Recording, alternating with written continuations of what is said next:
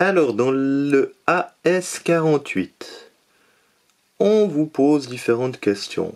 On vous dit, voilà le Soleil, voilà la Terre, ça c'est vu de profil. Je regarde de côté, on voit bien l'Afrique, l'Europe, etc. Ça c'est vu du dessus, je verrai la calotte glaciaire du pôle Nord. Et puis, moi, je serai un peu plus bas, la Suisse sera un peu plus bas. D'accord? Donc, on a deux situations différentes.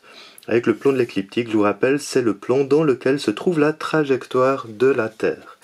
On vous dit représente les zones d'ombre et de pénombre. Alors, c'est tout le temps une question d'effleurer les deux astres. Là, je définis la zone d'ombre.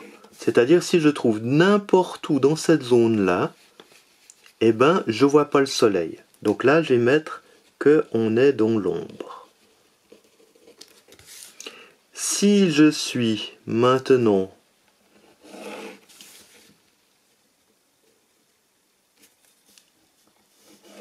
dans ces deux zones-là, j'aurai de la pénombre. C'est-à-dire, je vois en partie le soleil, mais pas complètement. Regardez bien. Si je prends ce point-là, je suis là, je regarde avec une longue vue, tac, tac, tac. Ah, là, je vois le soleil. Je vois le soleil, je vois le soleil, encore. Et là, j'ai la Terre qui me masque, et donc je vois pas tout à fait le soleil. Il y aura toute cette zone-là que je verrai pas. D'accord? Donc j'ai la pénombre, et puis là, ça sera en plein soleil.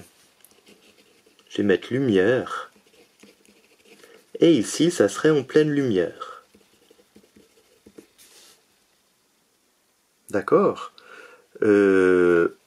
Au-dessus, on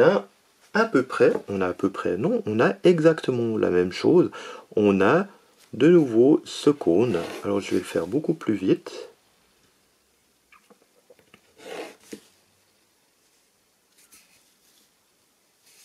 Donc, qui dit plus vite dit souvent moins précis.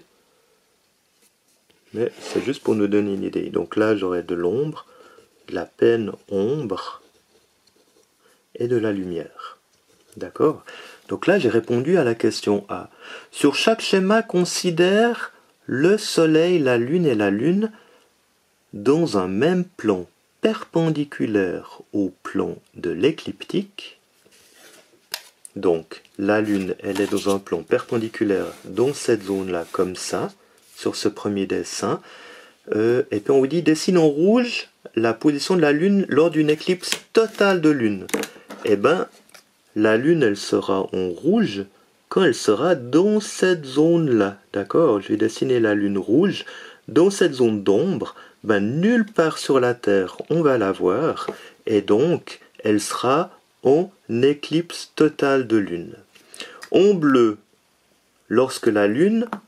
en bleu, la Lune lors d'une pleine Lune. C'est-à-dire, si je vois une pleine Lune, c'est que je la vois bien éclairée par le Soleil.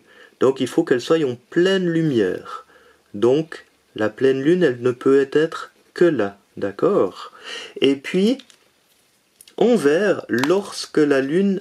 on verra la Lune lors d'une éclipse partielle de Lune. C'est-à-dire qu'elle est à moitié mangée par le Soleil, donc elle doit être dans la pénombre. Comme ceci. D'accord? Ça, c'était vue de profil. Donc, ouais, c'est pas tout à fait un plan droit, hein. J'aurais dû bien les aligner comme ça. Ils sont un petit peu travers, mais j'espère que vous avez compris. Maintenant, vue de dessus, qu'est-ce qui se passe? En fait, la Lune, en vue de dessus, elle va tourner comme ça autour du Soleil. Tandis que là, elle tournait comme ça ou un peu en biais. Mais là, elle tourne comme ça. Et si on veut avoir la pleine lune, elle va tout le temps se trouver ici, en pleine lune, mais plus ou moins haut. Donc, il faudrait que je dessine ces trois couleurs pour la même zone.